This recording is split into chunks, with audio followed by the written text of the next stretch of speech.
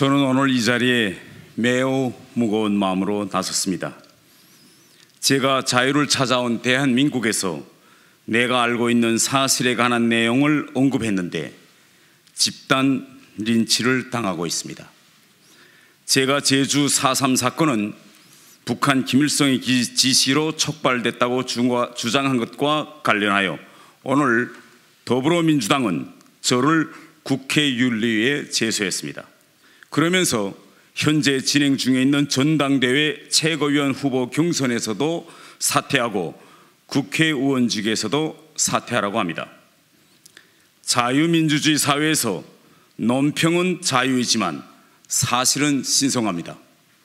양심에 관한 문제이기 때문입니다.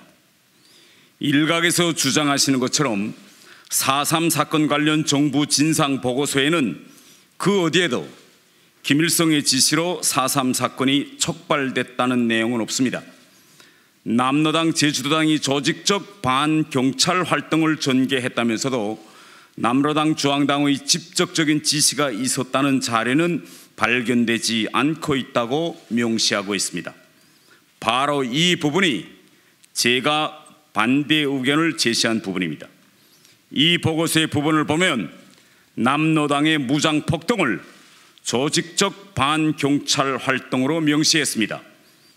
김대중 대통령도 공산주의자들의 무장폭동이라고 했고 노무현 대통령 때도 진상조사에서 남로당 제주도당의 폭동이라는 점은 인정했습니다.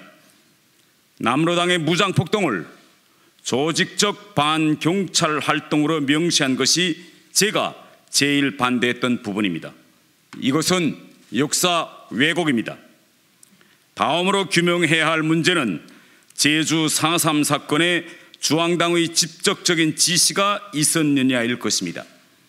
당시의 역사적 진실을 얘기한다면 박헌영 등 남로당 지도자들은 미 군정의 체포를 피해 평양으로 들어간 상태이고 소련 공산당의 지시로 남로당에 대한 직접적인 주의권은 김일성의 평양 주왕으로 이관된 상태였습니다. 김일성은 유엔 남북 총선거와 50 단선 반대를 당 결정으로 채택하고 평양 라디오 방송은 매일 거국적인 투쟁에 나서라고 선동했습니다. 따라서 남로당 중앙의 직접적인 지시가 없었다는 주장은 너무나도 터무니없는 주장입니다. 4.3 사건은 명백히 평양 중앙의 지시에 의한 남로당 제주도당의 결정으로 일어났습니다.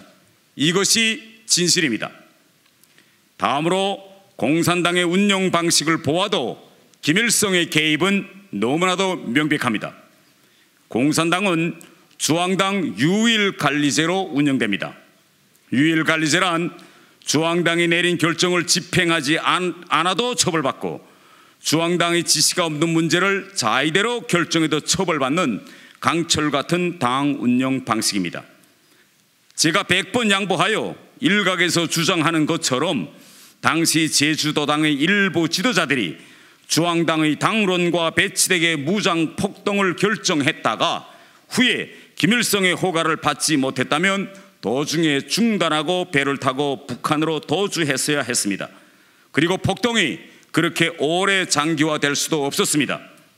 무고한 주민들의 인명피해가 생길 것이 뻔한 무장폭동을 김일성이 이끄는 평양중앙의 지시나 허가 없이 제주도당의 결정만으로 밀어붙였다는 것은 공산당의 작동 원리에도 맞지 않습니다. 마지막으로 4.3 사건에 대한 김일성의 평가입니다. 4.3 사건은 당시 평양중앙에서 김일성과 박헌영 사이에 보이지 않는 권력투쟁이 일어나고 있던 때에 발생한 사건입니다. 당시 박헌영은 소련 스탈린에게 남한에서 일어나고 있는 이승만 정권 수립 반대 저항은 자기가 총지휘하고 있는 것이지 김일성이 지도하고 있는 것이 아니라면서 평양 중앙의 지휘권을 자기에게 넘겨줄 것을 요구하는 비밀 편지를 계속 보냈습니다. 문제는 스탈린이 박헌영이 보낸 비밀 편지를 모두 김일성에게 다시 다 알려주었습니다. 이렇게 김일성과 박헌영 사이의 갈등은 6.25 전부터 시작되었고 김일성은 박헌영과 남로당 지도자들을 숙청할 기회만 엿보고 있었습니다.